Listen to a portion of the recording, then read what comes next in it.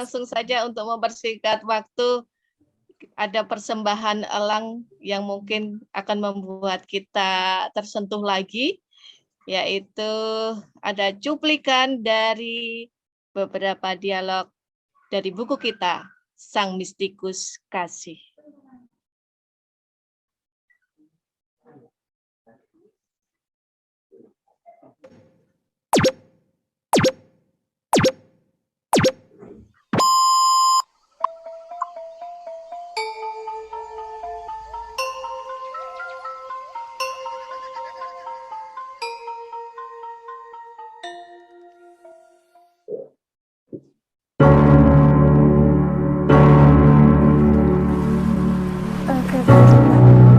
Baik, ayah sehat.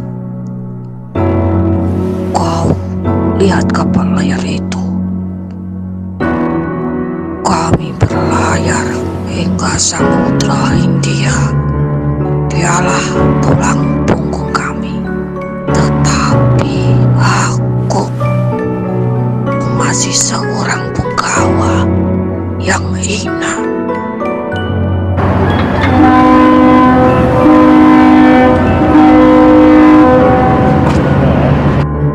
Kapal itu mahakarya sakral yang lama kurindukan, dengan interior mewah beralas kayu berkualitas tinggi. Kapal bertiang dua berlayar 7 yang sangat dibanggakan, dan legenda itu kusentuh. Permukaan halus hasil tangan-tangan terampil para sawi begitu memuluskan usapan.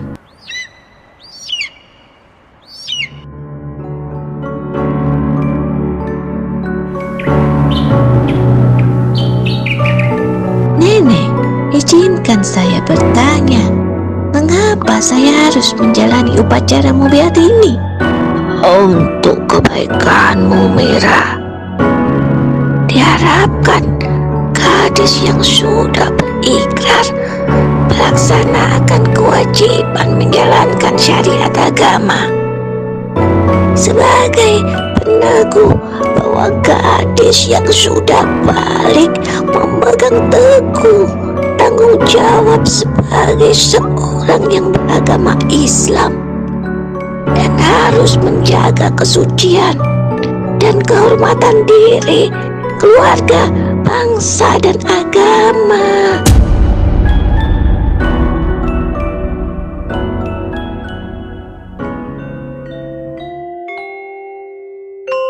Setelah Baginda menikahiku, Pangeran memilih untuk ngalah, ngalih, dan ngapuro. Mengalah untuk mengikhlaskan aku menjadi ibunya. Walaupun aku tahu hatinya hancur berkeping-keping. Kemudian ngalih pergi dari istana, mengembara untuk memperdalam ilmu agama di Gunung Lawu. Pangeran sudah ngapuro, memaafkan semuanya. Dia tidak memiliki rasa benci ataupun marah kepada ayahandanya, pun tidak pernah mengutuk takdir yang memangkas benih-benih cinta kami yang sebelum sempat tumbuh demi menepati sangkalanya kepadaku. Selama hidupnya dia tidak pernah menikah.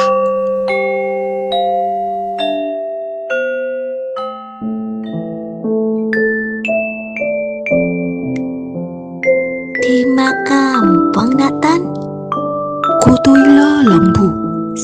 tahu Ibu, Koto Ilalang masih satu kawasan dengan kampungnya Kirei. Muaro Pane. Kalau suku Natan apa? Tanjuang, Bu. Tanjuang. Kalian satu suku. Natan, tentu paham sekali kalau di Minang menganut paham matrilineal. Menurut garis keturunan ibu. Ibu juga tidak bisa merestui bila hubungan kalian menentang adat. Kalau boleh tahu, Datuk Natan di kampung siapa? Datuk Raja Intan, Bu. Astaga, Natan pun juga satu datu dengan Kirei. Begini Natan. Adat kita melarang keras menikah sesuku. Dan kami masih memegangnya sampai sekarang. Kalian satu datua, yang berarti satu pemimpin kaum. Istilahnya sasuku sapayuang.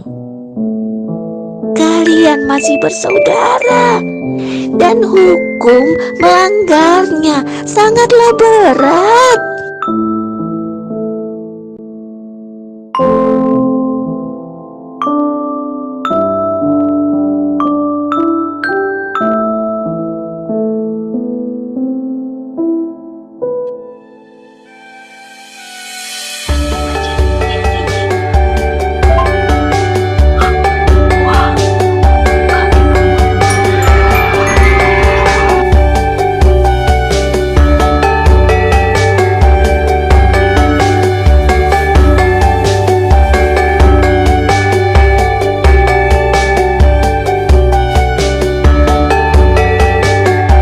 Untuk kebaikanmu, Mira. Abang Ibu setahu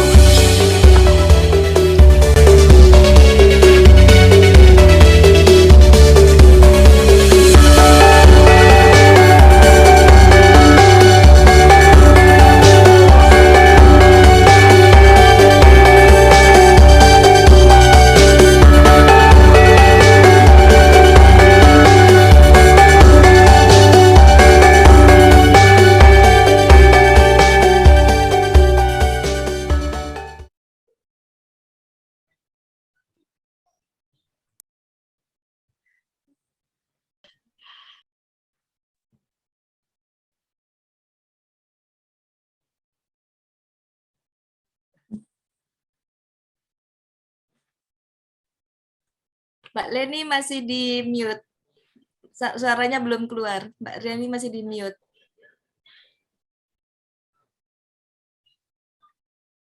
Dibuka. Iya. Dibuka dulu suaranya. Masih di mute.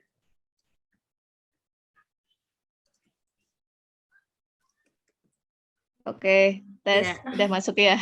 Iya. Eh,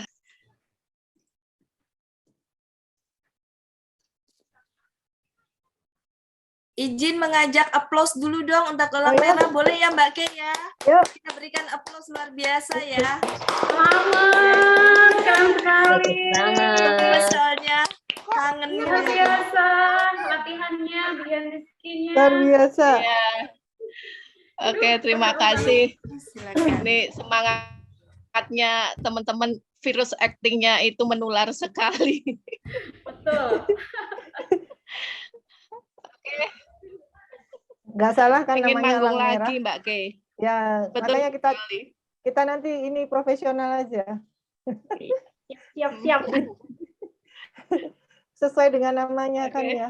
Elang Merah Etian ini. Ya, bara rencananya kasihnya ada, hasratnya luar biasa. Iya Kak, Mbak Kay. Terima Saya itu kasih. mahal loh. Muji itu mahal saya. Tapi ini bisa bikin saya nangis, bisa bikin saya tertawa tuh luar biasa ini. Ini sutradaranya siapa sih ini? Mbak Leni. Siapa Wi? Kita tim semuanya. Maete. Maete. Kita Bisa dijual kolaborasi dari berbagai skill Mbak Maete Kay. sama Jadinya nyanyi. seperti itu. Oke, terima kasih Bapak Ibu, rekan-rekan yang telah menikmati acara dari awal sampai akhir. Memang kita berusaha nguri-nguri budaya dengan kemampuan kita yang ada. Selanjutnya lanjut aja kita lanjutkan kita lanjutkan acara yang selanjutnya tentang ini apa namanya? Game ya? Apa ya? Tanya jawab. Bincang dengan sang elang merah dalam buku Mistikus Kasih. Selamat siang Mbak Nova, Mbak Novarti. Adakah? Selamat siang Mbak Leni. Novarti. Mbak Novarti, selamat siang. Mbak Kay diketahui. Oh iya. Selamat Kaget siang. saya Ini. tadi benar-benar nggak paham siapa yang sama Maete di Padang itu. Ya Allah, Novarti.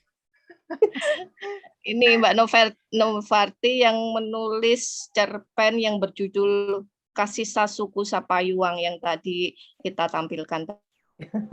Iya, benar. Tadi. Kayak gimana sih Mbak Novarti? Cerita dikit deh. Tantangannya selama menulis naskah. Silakan. Tantangannya. Sebenarnya Sang Mistikus Kasih ini bangga banget bisa nulis ini sebenarnya. Karena ini buku antologi pertama yang saya tulis sebagai penulis pemula ya. Saya menganggap diri masih pemula karena baru menulis 5 tahun terakhir dan itu kebanyakan juga blog ya. Dan itu menulis memasukkan budaya dalam fiksi itu ternyata itu rasanya itu beda. Saya juga pernah mengikuti beberapa ini ya, antologi fiksi, sekedar emang fiksi. Tapi ketika memasukkan budaya ke dalam cerita itu dan lahir seperti buku Sang Mistikus Kasih ini itu bangganya luar biasa. Jadi kenapa saya bisa sangat bangga ya ketika buku ini tercetak? Itu karena tantangan saya selama proses riset itu nggak mudah. Jujur pas awal daftar ikut antologi ini tuh inginnya cuma, mau sebuku nih sama Mbak Kirana Kejora, kapan lagi kan? Itu niat pertamanya itu doang. Terus menganggap sepele tuh, nanti ngangkat budaya gampang lah. Orang berpuluh-puluh tahun tinggal di ranah Minang ya, dari lahir sampai 25 tahun itu kayaknya tuh gampang banget lah nanti ngulik-ngulik budaya. Ternyata pas nulis banget, itu karena ini mengangkat roman ya, kisah percintaan, ya udah jadi tuh kayaknya tuh cocok nih yang pelarangan nikah satu suku. Tapi pas tiba-tiba nulis ya nggak mungkin yang dimasukin cuma dia sesuku tiba-tiba selesai ceritanya, kan enggak. Nah langsung panik, itu hampir nyerah, benar-benar hampir nyerah karena ternyata mencari sumber yang bisa diwawancarai itu sekarang tuh nggak gampang. Iya. Nggak gampang banget, yang hampir semuanya itu bahkan orang tua saya pun juga nggak tahu datuk kita itu siapa. Kan saya juga punya suku, masih punya suku.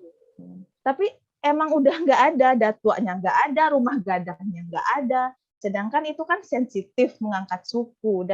Suku masing-masing suku itu datuknya beda, kampung halamannya itu beda, dan itu mencari sumbernya itu benar-benar susah. Dan itu kembali lagi meminjam kata-katanya Bu E ya, yang semesta merestui itu, akhirnya tuh ada satu orang itu yang punya pengalaman di situ, akhirnya itu makanya diangkat suku Tanjuang, nama datuknya dapat, nama daerahnya dapat.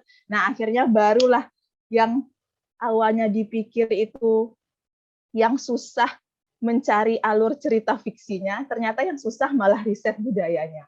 Alur fiksinya itu malah ngikut aja nanti itu pasti. Iya. Nah, jadi itu saya sadar, oh ternyata saya yang menganggap diri menguasai budaya Minang aja itu ternyata cuma kulit luarnya doang. Dan bahkan orang tua, teman-teman terdekat itu sama kulit luarnya aja. Nah, berkat alhamdulillahnya tuh ketemu ya sama elang Nuswantara, gabung sama elang merah, dan saya juga gabung lagi di elang biru. Pengennya tuh lebih banyak budaya Minang yang bisa saya tinggalkan jejaknya lah, kalau ya amit-amit suatu saat kita nggak tahu modernisasi apa-apa ya, nanti menghilang, paling nggak saya punya peran lah untuk meninggalkan jejak di situ bersama elang Nuswantara. Nah, gitu ceritanya. Benar-benar seru ya. Memang menulis itu adalah perjuangan. Betul. Kita riset, ya kalau narasumbernya mudah, kadang juga sulit ya. Kadang juga kita harus menelusuri tempat-tempat yang sekiranya banyak situs-situs bisu di situ, seperti yang dilakukan oleh Mbak Kirana Kejora. Terima kasih Mbak Novarti. Ya, sama-sama. Selanjutnya ada Ibu Sri Martiani. Sore. Hadirkah hari ini Bu Sri Martiani? Selamat siang Ibu. Selamat sore Mbak, selamat siang Mbak Leni. Iya, sore ini. Suara saya terdengar? Terdengar bagus sekali Ibu. Iya. Mungkin bisa menceritakan tantangan selama menulis atau menariknya kiprah di dunia literasi. Silakan Ibu. Iya, baik. Sebetulnya ini pengalaman yang luar biasa ya dalam proses menulis literasi budaya ini. Sama seperti Mbak Nova, mungkin saya juga beberapa kali pernah ikut kelas menulis gitu ya, tapi rasanya kok ini beda banget ya gitu, karena pertama memang ini sifatnya romance gitu, jadi ada nilai-nilai kemanusiaannya, kasih sayangnya di sana gitu, dan dikemas dalam nilai-nilai budaya. Saya mengangkat kisah sebaik kasih dari Sepintu Sedulang, tempat tinggal saya di Bangka gitu. Sebetulnya awalnya itu memang ingin mengangkat budaya Sepintu Sedulang. Cuma tadi gitu ya, sama seperti Mbak Nova, saya kebetulan memang tinggalnya di Jakarta. Dan pada waktu kita menulis ini kan memang lagi COVID ya, kita memang tidak bisa bepergian dan semua kita lakukan secara daring. Jadi memang akses untuk perjalanan juga pada waktu itu agak susah gitu ya. Saya juga memang pada waktu itu sudah lama sekali tidak pulang pada saat perayaan Hari Besar gitu. Makanya kemudian untuk meriset apa yang ingin saya tulis itu berdasarkan wawancara jarak jauh gitu dengan teman-teman yang memang masih tinggal di sana. Dan ternyata memang literasi atau sumber-sumber tulisan pun minim sekali gitu. Jadi hanya berdasarkan cerita-cerita lisan dan juga beberapa foto-foto yang ada, sehingga akhirnya yang terangkat hanya sebuah, artinya momen kegiatan Sepintu Sedulang itu adalah 1 Muharram. Nah, kesulitannya dalam menulis budaya sebenarnya adalah mempersatukan antara romance gitu ya dengan nilai-nilai budaya yang mau kita angkat. Gitu. Jadi sempat naskah itu berapa kali sama Mbak Mia itu dikembalikan gitu. Ketika nilai budaya terangkat, ternyata nilai romansnya itu nggak masuk gitu. Kayaknya kurang greget gitu ya. Akhirnya saya terpaksa bongkar gitu ya, bongkar dari romansnya gitu. Diulang kembali gitu, apa sih gitu kisah yang mau kita angkat dari cerpen ini. Dan alhamdulillah akhirnya setelah beberapa kali perenungan, kemudian melibatkan emosi juga, ingin menangis, bahkan pada waktu itu sempat pengen pulang aja gitu ya, biar bisa menjiwai, kemudian kembali ke lokasi di mana cerita itu berada gitu. Cuma memang tadi ya keterbatasan waktu dan juga mungkin kesulitan pada waktu itu untuk penerbangan dan lain-lain. merenung dan mencoba untuk menghayati apa yang terjadi di dalam novel itu. Tapi saya bersyukur sekali memang support dari teman-teman satu grup, luar biasa Mbak Mia, kemudian Mbak Kay, kemudian teman-teman, karena kita masuk dalam satu grup ya, ada berapa kali kita mengadakan Zoom, kemudian juga kembali lagi di Kulwa dan seterusnya, akhirnya buku kita terbit. Saya senang sekali pada saat buku itu terbit, rasanya puas gitu ya dari usaha yang bolak-balik dibongkar gitu naskahnya, bolak-balik kemudian ganti topik gitu. Ketika itu jadi rasanya secara psikologis mungkin Mbak Kay juga bilang kedekatan kita gitu dengan Nuswanta, dengan leluhur itu jadi kayak nyambung gitu, meskipun jarak jauh, tapi ketika kita bicara tentang budaya itu seakan ada di depan mata gitu. Jadi sampai saat ini pun saya masih tertantang ingin melakukan banyak hal, sama seperti Mbak Nova, mungkin ketagihan untuk menulis ya tentang budaya, karena rasanya apa yang kita lakukan itu masih belum apa-apa, cuma setitik tadi Mbak Aswi bilang setitik pasir gitu ya, tapi kita merasa seolah-olah sudah merupakan sebuah padang pasir yang besar. Begitu mungkin Mbak pengalaman terkait menulis ini. Jadi kalau penasaran isinya seperti apa ya teman-teman boleh baca bukunya dari halaman pertama saya terakhir. Saya pikir berkali-kali juga nggak bosen. Saya udah berapa kali bolak-balik baca dari cerpen pertama sampai terakhir. Kayaknya selalu menemukan sesuatu yang baru gitu loh dari kisah-kisah itu. Begitu Mbak Leni. Ya, terima kasih Bunda Sri ya. Penulis yang semangat sekali sesuai dengan komunitas kita, Elang Merah. Ini bukunya kayaknya penasaran, nggak asik deh kalau nggak beli bukunya. Silahkan order kepada Kak Novarti, nanti silahkan nomornya Kak Novarti ya, di chat ya. Bagaimana menariknya buku ini dari 47 penulis. Silahkan order pada Mbak Novarti. Lanjut aja. Terima kasih semuanya Mbak Novarti dan Bunda Sri. Semangatnya luar biasa. Sama-sama. Bapak, Ibu, dan rekan-rekan sekalian, mungkin ada beberapa pertanyaan ya. Silakan untuk mengajukan pertanyaan, misalkan ke Mbak Deye atau Mbak Kay untuk terkait wawasan literasi. Saya beri kesempatan 2 pertanyaan. Silakan raise your hand. Izin di kolom chat itu ada yang sudah menuliskan pertanyaan dari Pak Dedi Supriyanto. Boleh? Oh iya. Iya. Pak Dedi, dipersilahkan. Boleh buka kamera Pak Dedi? Boleh saya menyapa Pak Dedi? Pak Dedi, silahkan. Ya, Assalamualaikum Ibu, saya nggak pakai kamera ya. Oh ya, Pak Dedi dari mana Pak? Dari Jakarta Bu. Oh ya, tahu link ini dari komunitas atau dari Bapak bagian dari komunitas atau dari masyarakat umum? Enggak, Pak? saya kan dari Kemendikbud juga, dari P4TK Bahasa juga. Oh ya. Dari kementerian. Nah kebetulan Widya Suara, senang juga tentang sastra. Nah ini cari-cari ini dapat informasi dari ada grup WA, makanya saya ikut. Oh iya ya, baik, ya, baik. Ibu. Ya, terima kasih.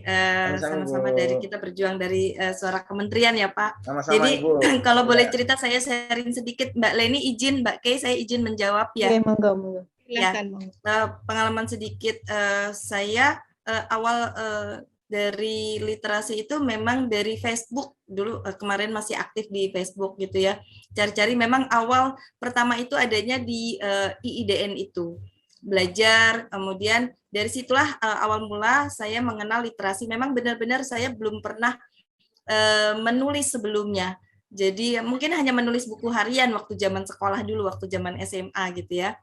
Terus dari situ belajar, ketemu dengan teman-teman penulis. Ada Mbak Aswi, itu adalah sahabat saya pertama di komunitas literasi.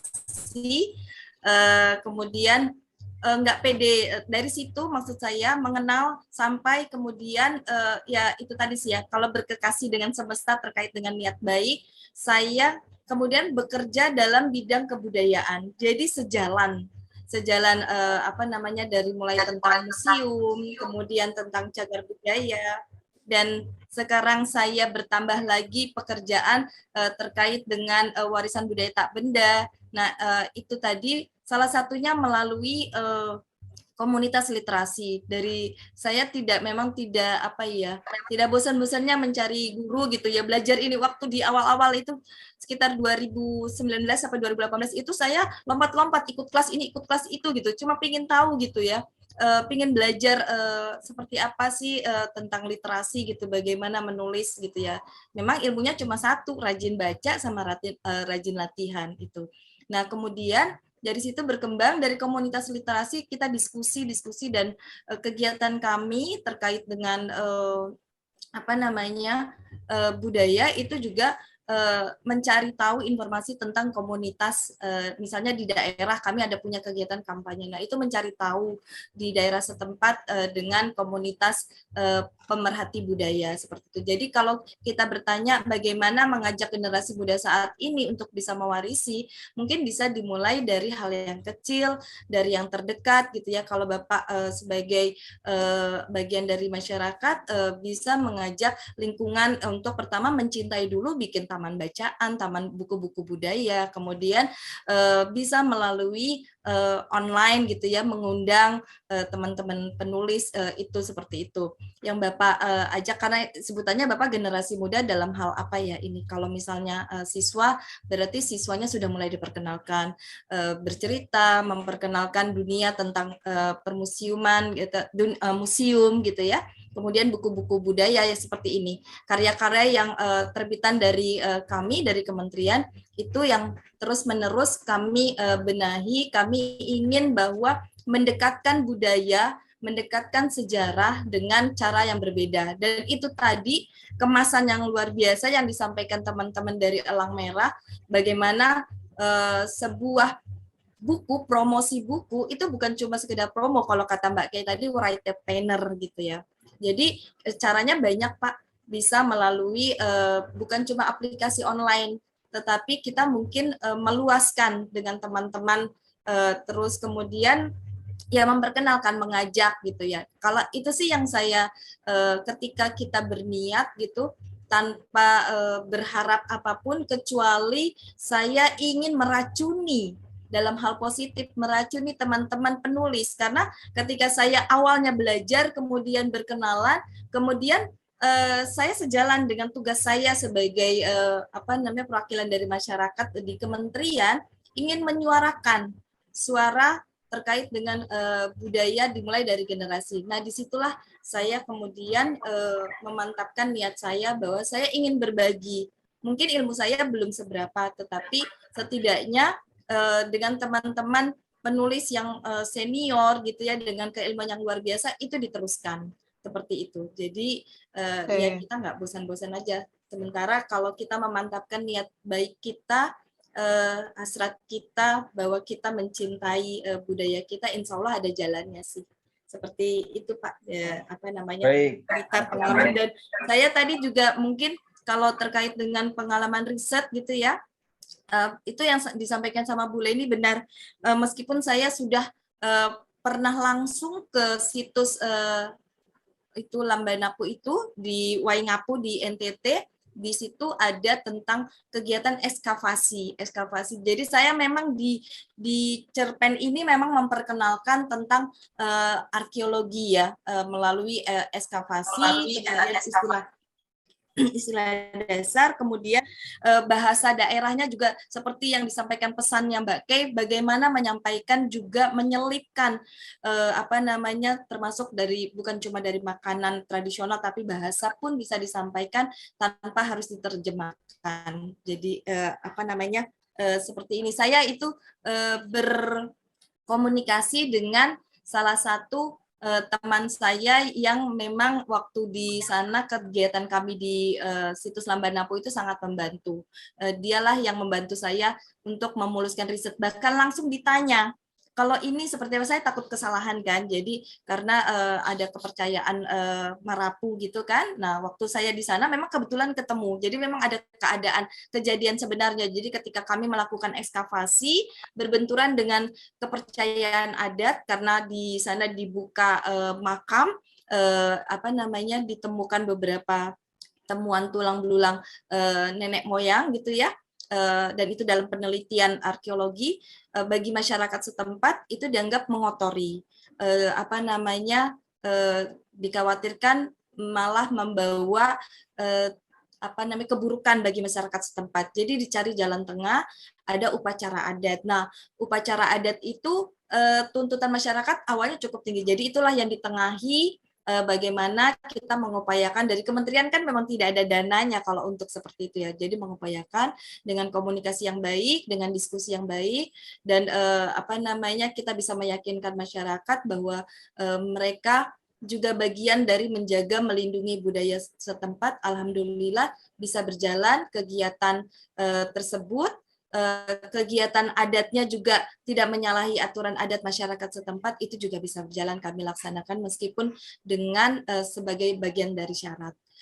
Mungkin itu Pak Dedi, mudah-mudahan pengalaman saya sebagai awal dari ASN yang juga mencoba belajar untuk literasi dari para senior di sini, teman-teman penulis, terus akhirnya berkembang seperti ini. Menurut saya ya, itu sih mulai dari sederhana, dari mulai sekarang dan yang terdekat.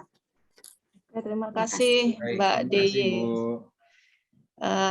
Terima kasih Mbak Deye.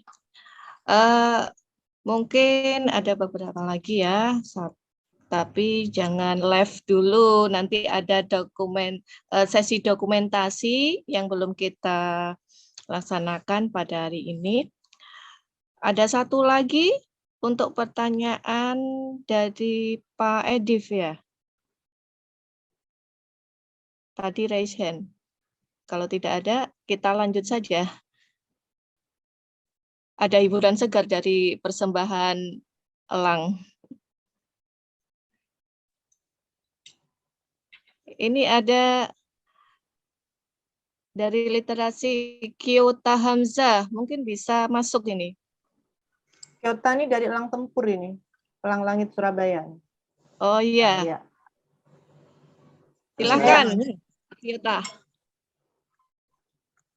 Assalamualaikum Bu Kirana sama Bu Deye.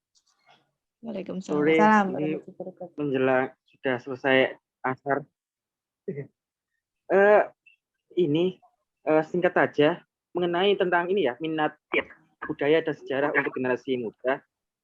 Berhubungan saya juga terjun langsung ke lapangan tentang teman-teman yang suka sejarah. Ini mungkin yang untuk membuat pembaca dan juga yang tidak suka dengan sejarah itu mungkin dengan membuat novel ataupun media-media lain seperti komik atau kawan-kawannya itu cukup membantu, cukup istilahnya itu minat yang generasi putus-putus milenial. Di saya putus-putus ini, bagaimana dengan Mbak Kay? Putus-putus juga. Tinggi ya, kayak ini mungkin pertanyaan aja. Halo? Ya wes. Ya, putus-putus. Nggak, coba lanjut. Oke. Ini untuk minat generasi muda sekarang alhamdulillah sudah mulai cukup tinggi. Saya melihat sendiri dan responnya mereka cukup mendukung mengenai jenis-jenis novel yang berbau sejarah. Hanya saja ada beberapa hal yang perlu menjadi mungkin bagi kita semua mengenai riset. Karena banyak yang bertanya, ini risetnya bagaimana Mas? Ini bagaimana? Mereka ingin menulis sejarah, tapi di sisi lain mereka tidak berani menulis karena satu, takut salah. Yang kedua, apa namanya? Mereka masih berpikir bahwasanya riset itu harus ke tempat-tempat yang jauh, padahal lingkungan sekitar bisa menjadi itu aja apa untuk kita menulis. Nah, yang saya tanyakan adalah apakah ada ini apa namanya semacam kiat bagi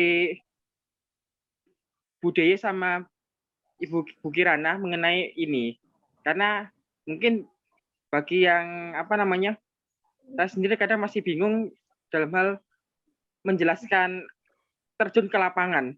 Itu yang saya apa ya, apakah harus mereka diajak ke museum ataukah mereka kudu nampak jelas ke makam-makam atau ke apa tempatnya langsung, atau harus mencari apa namanya, mungkin kalau di sini ada membantu kayak catatan Belanda atau bagaimana, itu yang masalahnya.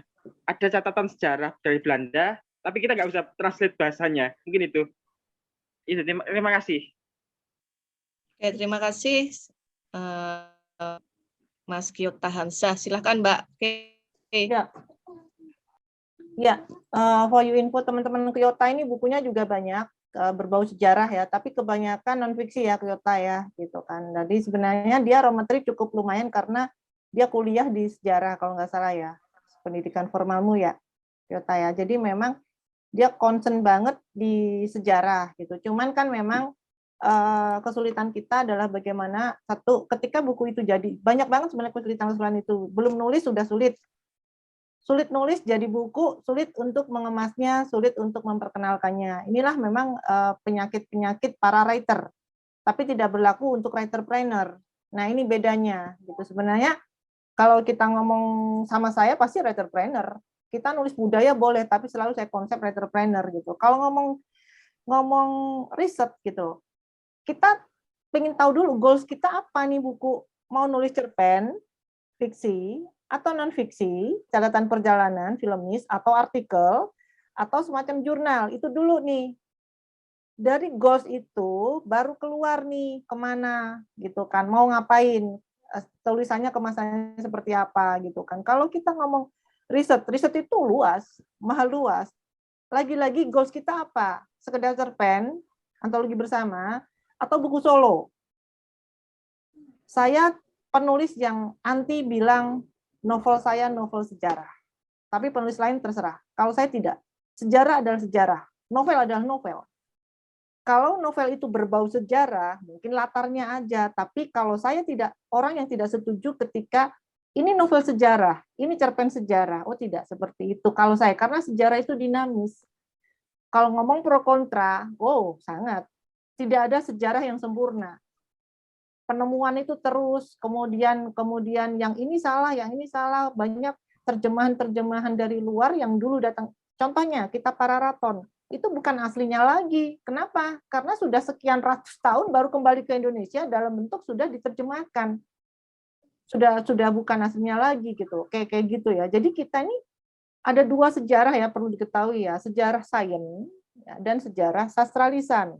Dongeng ya, sastra lisan itu ya udah ya memang sastra lisan gitu loh, turun temurun gitu kan, itu believe or not, boleh dipercaya atau tidak, tapi itu tidak bisa dijadikan pegangan karena tidak ada ilmiahnya. Yang sejarah ilmiah seperti apa, yang ada bukti otentiknya, ada kitabnya macam Negara Kertagama. Terus kemudian kenapa Negara Kertagama itu dibikin jadi kitab rujukan, karena dia tertera dalam prasasti gitu, kayak gitu. Itulah sejarah ilmiah. Ini contoh ya teman-teman ya.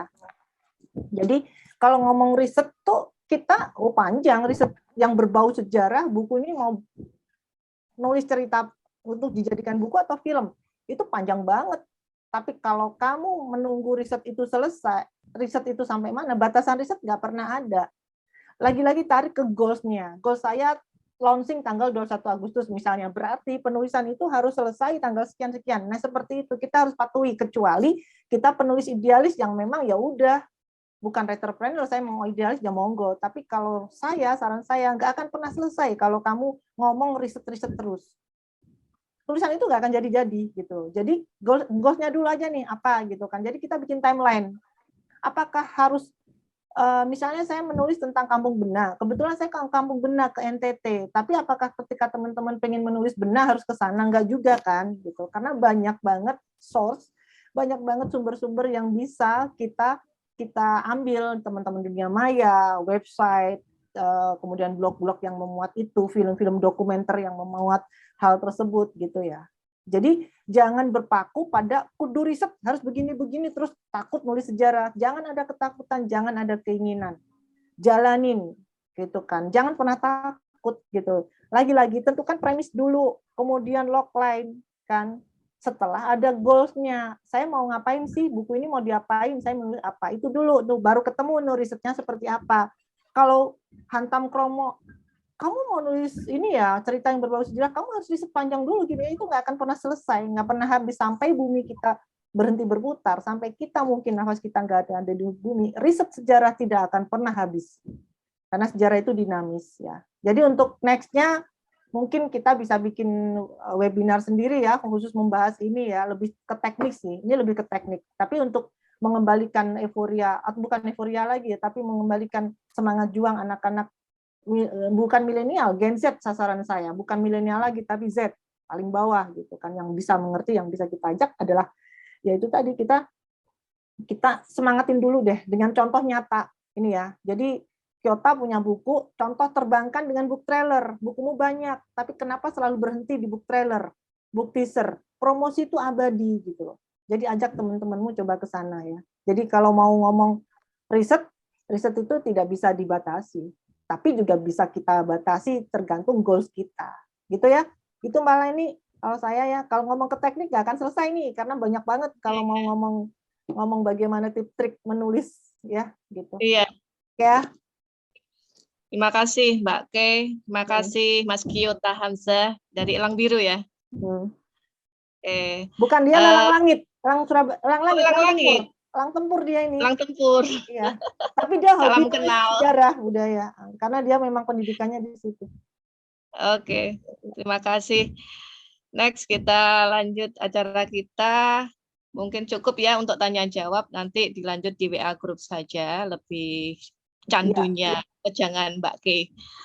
Selanjutnya kita jangan beranjak dari link Zoom kita, ada sesuatu di baliknya, dibikin tertawa lagi. Silakan.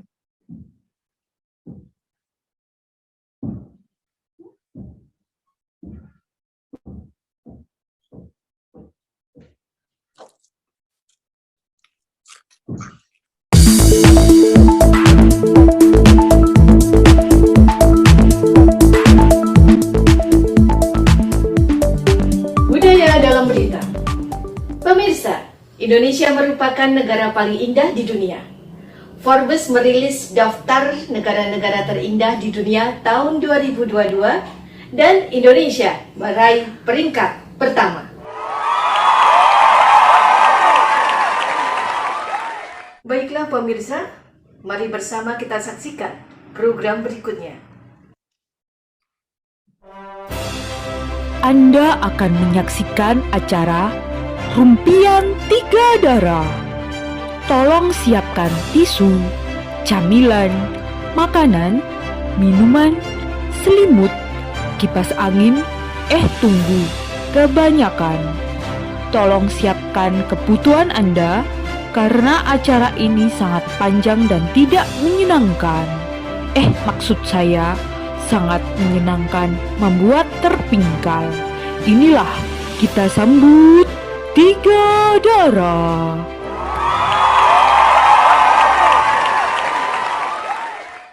Salam literasi. Halo, saya penulis budaya. Saya mahasiswa jurusan Teknik Bangunan semester 5. Namaku Cebu, si cewek bumi. Yang akan menulis keindahan Indonesia untuk membangun jalan, jembatan, gedung pencakar langit. Itu cita-cita gue setelah mandi, gosok gigi, lalu sedikit make up. Setelah itu, aku ganti baju dengan nada outdoor seperti candi, benteng, batu, adalah warisan leluhur yang patut dilestarikan karena Lulus kuliah bakal gue dedikasikan buat negara tercinta sehingga membanggakan. Calon mertuaku. Ternyata calon mertuaku senang dengan Eton. Tapi dia sukanya makan. Kapa pinisi. Kapa pinisi adalah yang paling membuatku takjub karena Kumal. Tapi meskipun tampang kami mahasiswa kumal, saking capeknya belajar bangun ini itu, gue tetap semangat kuliah agar selalu. Halo. Jangan sampai gara-gara aku salah pilih ton baju, aku jadi halu seharian. Jadi kayak lagunya. burung kakak tua. Ayo, siapa yang tahu lagu ini berasal dari... Dari tadi kami praktek kuliah nemplokin adonan pasir, akhirnya jadilah bangunan untuk Celanaku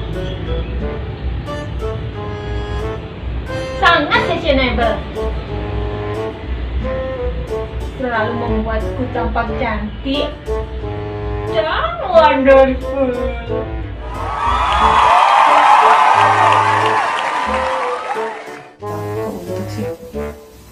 Kapa pinisi. Salam literasi. Halo. Budaya dalam berita. Celanaku sangat fashionable.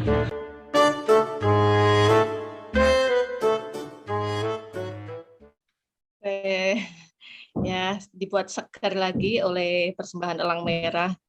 Tertawa ala elang merah adalah ekspresi kebahagiaan saat menyatukan pandangan dan tujuan dalam kemasan talenta yang unik.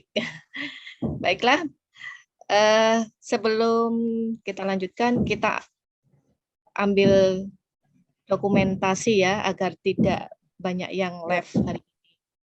Mbak Kalia, sudah siap? Oke. Coba semuanya on kameranya. Oke. Salam literasi ya? Salam literasi. 1, 2, 3. Sebentar. Oke, halaman pertama ada 3 halaman nih.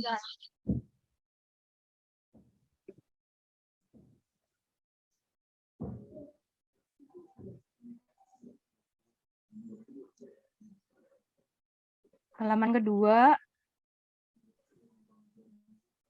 1, 2, 3.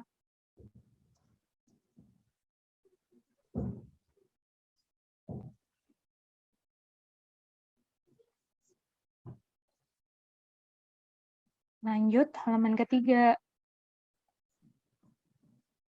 1, 2, 3.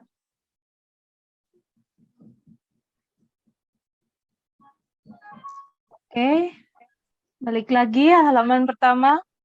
Lagi. 1, 2, 3.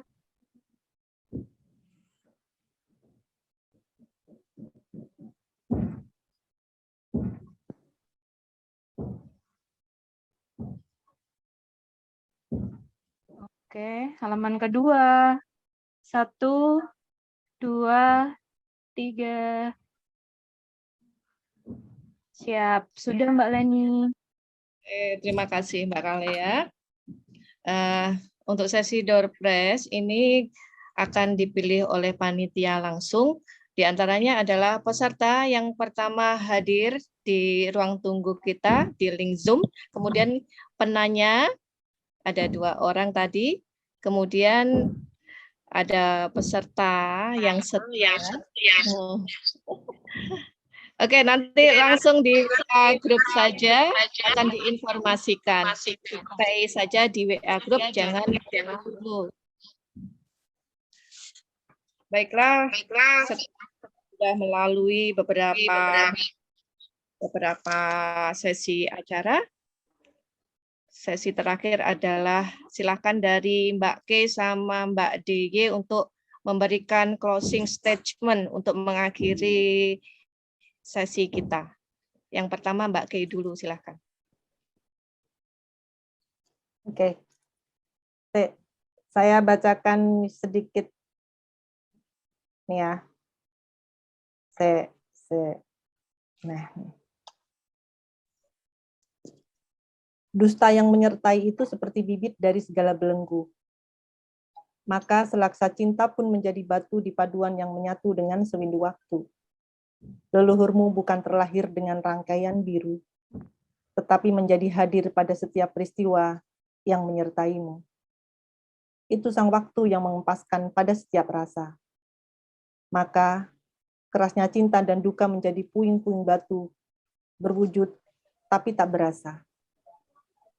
Itukah jiwa. Petikan Seruni Niskala. Petikan novel ini adalah, yang saya baca tadi adalah murni tulisan dari Mas Hedi Rahdian, partner menulis saya. Karena bagi saya, kalimat itu hasil pertanyaan perjalanan jiwa yang wajib saya pahami.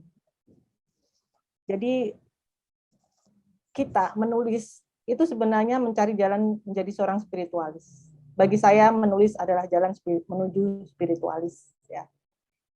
Kalau kalimat kerennya, kesejatian jalan menuju Tuhan, menulislah. Itu bagi saya. Mudah-mudahan juga demikian dengan teman-teman yang ada di sini. Ya. Pendaki sejati tak akan pernah turun gunung sebelum mencapai puncaknya. Penyelam ulung hanya akan muncul ke permukaan setelah mutiara laut berada dalam genggaman dan sebelum ia kehabisan napasnya. Jadilah selalu pejuang literasi budaya, jangan pernah ada ketakutan dan keinginan. Menulislah dengan hati dan yakinlah semesta akan menjaga. Demikian dari saya. Terima kasih Mbak K. Lanjut Mbak DY, silakan memberikan closing statement. Saya baca sedikit cuplikan dari puisi saya yang sempat ada di selipan di antara penulis-penulis hebat, Serenade untuk sebuah kisah. Pesona tradisi ada di puisi di halaman sekitar 155. Di baris terakhir, kepingan cerita kemajukan tradisi. Pentas simponi budaya nan elok. Masihkah abai pesan tradisi budaya nan kudus? Ya, lewat puisi ini kami ingin mengajak para peserta semuanya untuk tetaplah berkarya, utamanya terkait dengan warisan budaya, karena kalau bukan kita, siapa lagi yang akan meneruskan ke generasi berikutnya. Dan salah satunya adalah lewat literasi budaya ini juga menjadi sebuah sumbangsih untuk bagaimana peran sebagai dalam penjaga, kalau istilahnya pakai penjaga ya, penjaga safeguarding cultural heritage. Mungkin itu saja, jangan pernah semangat, dimulailah dari sekarang, dari hal kecil terkait dengan upaya bagaimana menjaga warisan budaya itu sendiri. Terima kasih Mbak Leni. Oke, terima kasih closing statement yang sangat mengagumkan dari beliau berdua. Baiklah Bapak Ibu serta rekan-rekan yang berbahagia yang telah mengikuti acara kita dari awal sampai akhir, sampailah kita pada penghujung acara. Sejenak kita menundukkan kepala telah sebagai ungkapan syukur kita terhadap Sang Maha Pemberi kebahagiaan. Menunduk, berdoa, dipersilakan.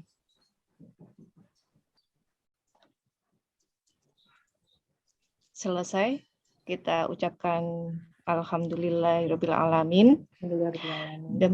Demikian acara bincang-bincang budaya kita pada siang hingga sore hari ini.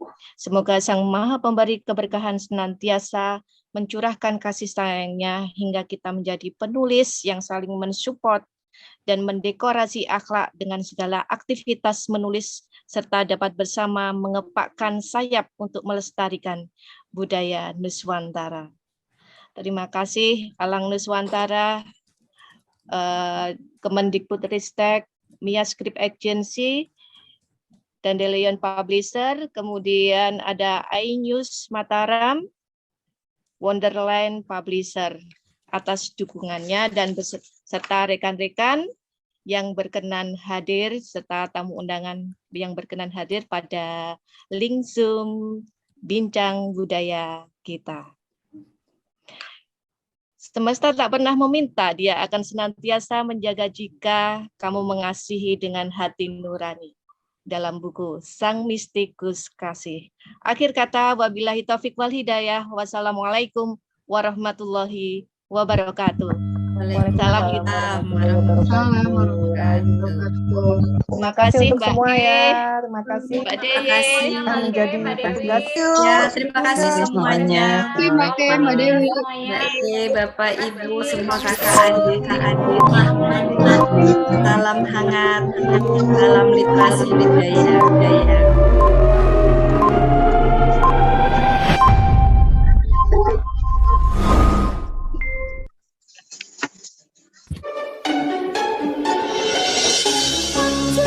Budaya adalah pesan, bukti sejarah, dan saksi dari peristiwa masa lampau. Kita adalah pewarisnya. Pesan itulah yang menjadikan Indonesia tetap subur makmur, sejahtera, dan terjaga jiwa dan raganya. Bagi yang berjiwa hidup, Terima kasih Ina. pada harta positif tidak bisa lepas. Namun sayang, baik dalam bentuk benda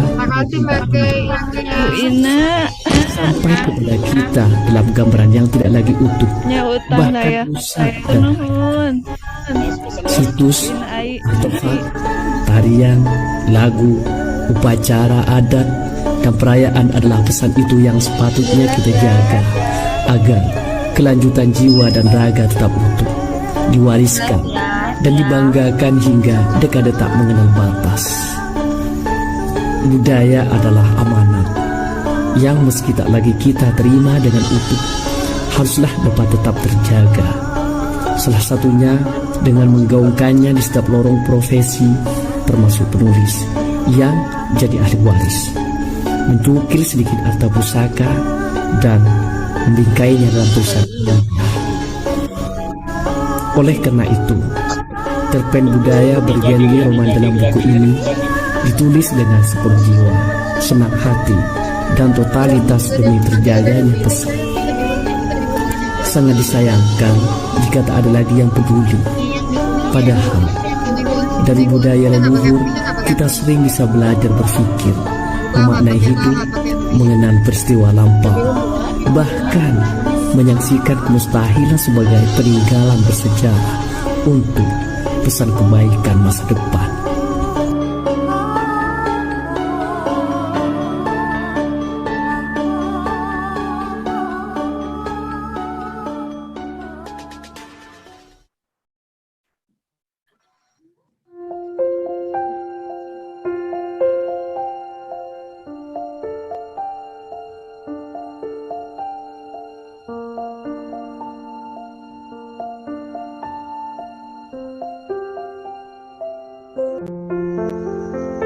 Hikayat Cinta Sang Dalang melukiskan pesan cinta di Hyang Pamujangan dan pesan rindu dari Bapu. Sebaris mantra kasih di dalamnya melengkapi sebaik cinta di bumi sepintu sedulang. Kendati pun demikian, cinta berakhir duka. Sontak kutinggalkan jejak kasih tak terperi di bumi Kediri dan mengadu pada tiap helai benang tenun penuntun pengendali luka. Semua kenangan belembang agih dan selaksa cinta sejati di bumi Sriwijaya kiranya harus dilebur dalam tirta palastra di hutan ajaib. Begitukah akhir sebuah penantian? Lebih dari 8 jam yang tak kunjung bermuara pada Midodareni, Panggih, dan Mitoni. Matahari di sudut kampung dan pelangi kembar di langit mengiat terasa bagai kutukan Inyak Balang. Sungguh tak seindah umpasa dari Tapanuli dan janji suci di Pantai Loji. Semua kelam. Gemulai kasih Hokokai terkulai lalu sirna. Punggawa kapal pinisi yang berlayar membawa cinta berlabuh di Selo Gilang Cepuri pun tak menemukan sang kinasih, buah dari kasih sasuku Sapayuang. Jangankan itu, bahkan setumpang nasi kasih saja tak jadi terhidang. Apalagi berharap akan kembalinya sepucuk rindu tertinggal di Lambanapu. Yang tersisa kini hanyalah sepotong hati di tepi sungai Melawi. Aku pun tak dapat lagi menjadi samudra di hati Makja. Lalu, mampukah aku mengemban amanat pagi di Karang Kamulian yang bukan sekedar warisan untuk saudara mara dari Istana Pinang Ulin Borneo dan Mandailing di Tanah Sunda?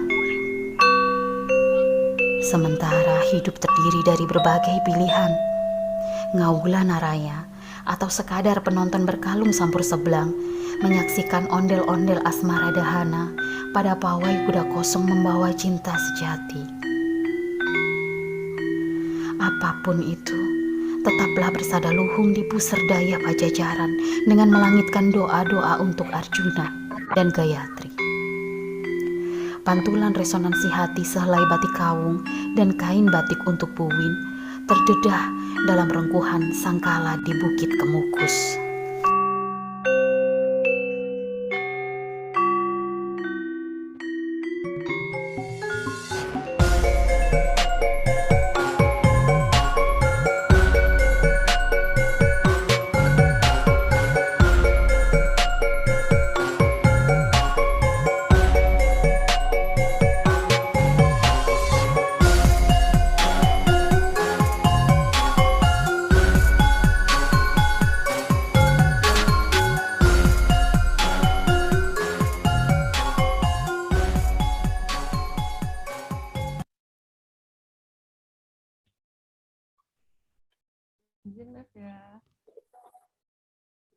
Silakan admin izin bisa menutup. Kayaknya masih pada itu ya. Ada betah. Iya. Ada betah. Kurang ya. Trailernya bagus-bagus.